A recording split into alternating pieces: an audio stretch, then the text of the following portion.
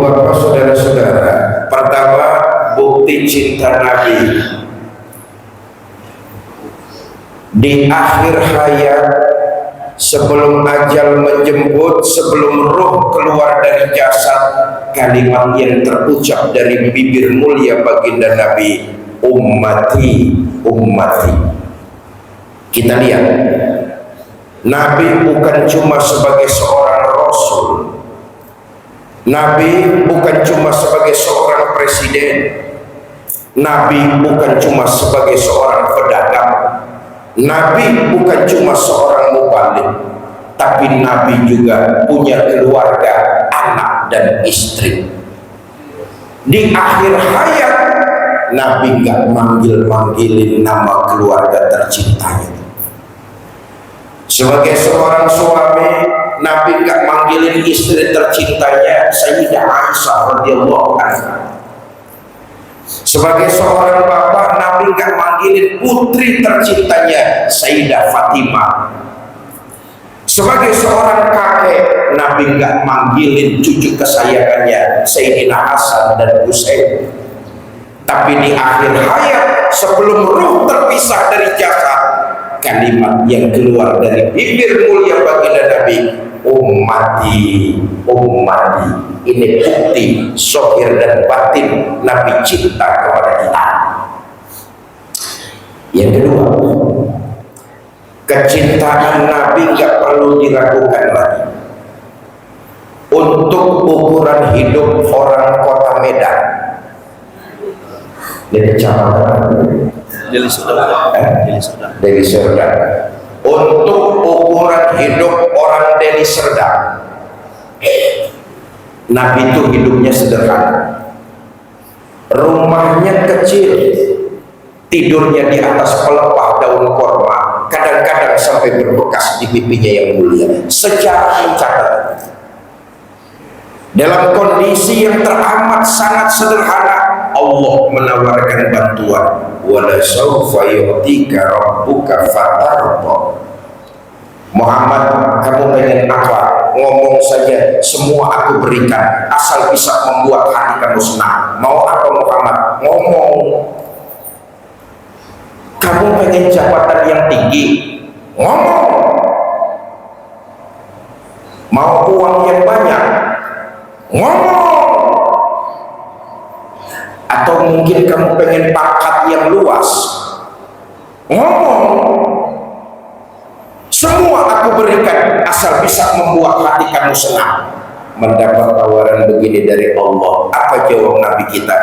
Izan ya Allah, la arda wa wahidun min ummati finnar. Ya Allah, apa artinya jabatan banyak, harta segudang, pangkat yang luas, itu tidak mampu menyenangkan hati saya selama masih ada satu saja umat saya yang ketinggalan di neraka.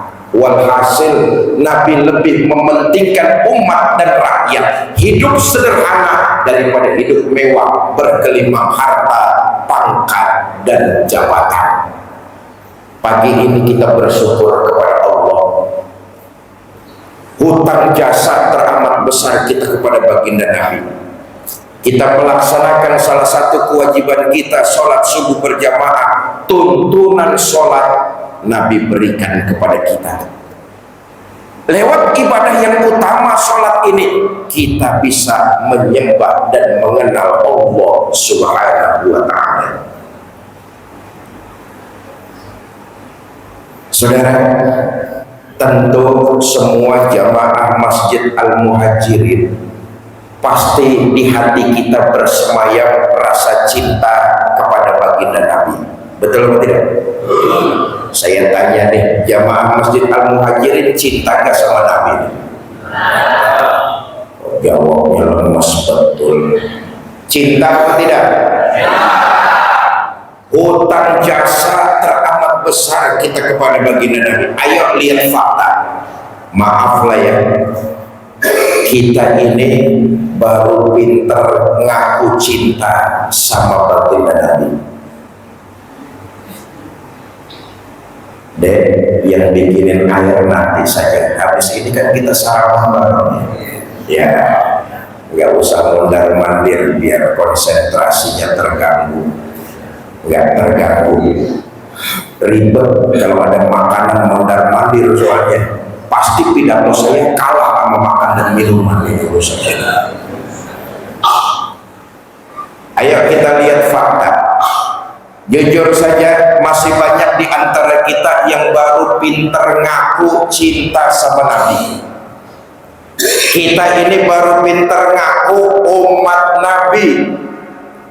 Apa enggak boleh Ustaz? Boleh. Bersyukurlah kita kepada Allah. Nabi kita nabi yang utama. Allah takdirkan kita lahir ke alam dunia menjadi pengikut baginda Nabi yang utama. Bersyukur kita, oleh Allah kita juga umat Nabi Muhammad diberikan keutamaan. Dalam hadis qudsi Allah menyatakan, inni haramtul jannata ala sairil umam hatta tadkhulaha ummatuka. Sorga aku haramkan dibuka buat umat-umat yang lain sebelum umatnya Nabi Muhammad masuk lebih dulu ke dalamnya. Alhamdulillah. Jangan pesimis, jangan patah semangat. Kita ini umat Nabi yang terhormat, umat Nabi yang utama. Oleh Allah kita diberikan keutamaan juga. Nanti ini yang hadir nih, di akhirat akan dibangkitkan lebih dulu, dihisab lebih dulu, lewat siratal mustaqim lebih dulu, masuk surga lebih dulu, kalau toh mampir ke neraka juga lebih. Ya resiko, jangan mau enaknya saja. Ustaz, apakah ini nggak boleh ngaku cinta sama Nabi? Ustaz, boleh. Yang namanya ngaku mudah dan murah, siapa saja boleh ngaku. Cuma persoalannya di akhirat nanti kita diaku apa tidak sebagai umat baginda Nabi besar Muhammad Sallallahu Alaihi Wasallam. Mudah-mudahan kita di akhirat diaku umat Nabi.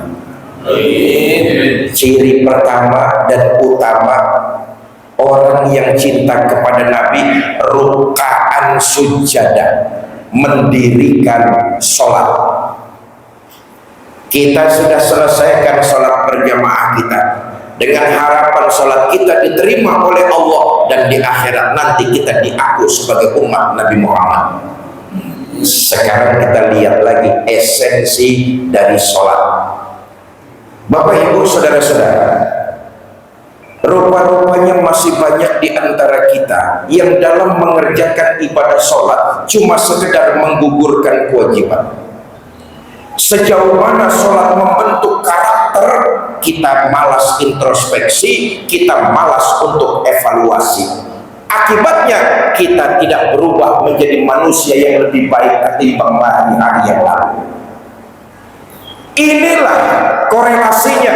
Kalau sholat kita kerjakan cuma sekedar menggugurkan kewajiban, maka kita nggak bisa menjadi manusia yang lebih baik dari hari-hari sebelumnya.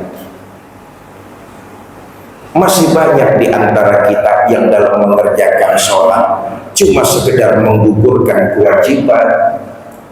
Makanya jangan heran kalau melihat ada orang sholatnya rajin, maksiatnya tekun, sedekahnya mau, tapi nyolongnya lebih besar dari yang disedekahkan. Kenapa? Sholat yang dikerjakan cuma sekedar menggugurkan kewajiban, padahal puncak tertinggi dari ibadah sholat, dia mampu merasakan kehadiran Allah dalam hidupnya. Kemanapun dia pergi, dimanapun dia berada, sanggup merasakan kehadiran Allah, maka ucapan dan perbuatan sesuai dengan nilai-nilai ajaran agama. Sholat yang dilakukan mampu membentuk kepribadian, melahirkan rasa peka dan peduli kepada sesama. Ini dia esensinya.